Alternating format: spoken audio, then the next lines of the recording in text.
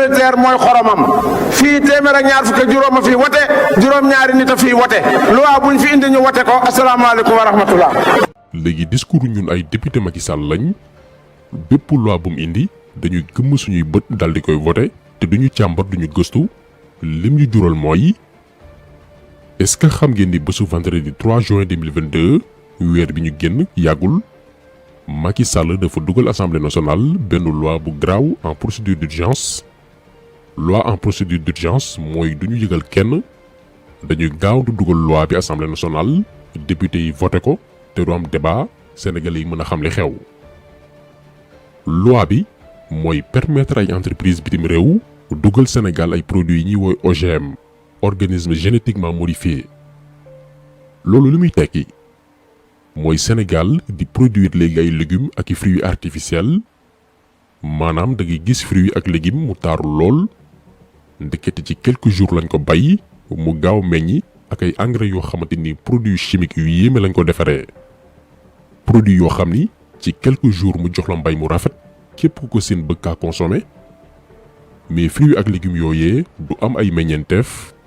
njariñ bi mu waroon am sa yaram jox la ay vitamines du ko am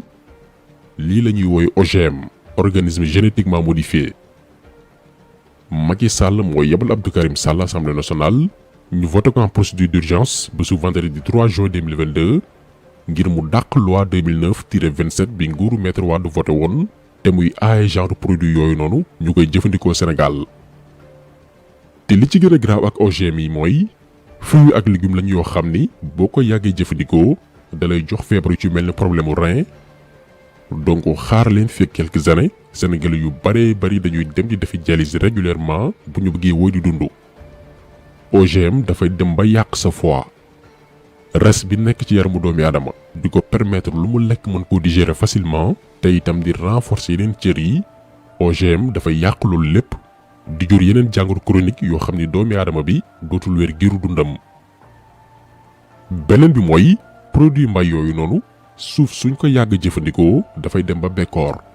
suuf si dafay yàqu ndax produit chimique yi ñu koy sëf dafay détruire environnement bi détruire complètement mboolem suñuy suuf yu baax nee naa leen dañ koy bamtuwaat encore une fois bésu vendredi 3 juin 2022 bi ñu weesu la Macky Sall dugal assemblée nationale projet de loi bii ngir Sénégal tàmbali utiliser genre produit yu bon yi parce que tubaab bi ñoo koy imposer loi bi dañ ko voté en procédure d'urgence et sans débat maanaam nëbb ko sénégalais yi te itam kenn bañ ko waxtaane assemblée nationale ngir mu bañ a jëm kaw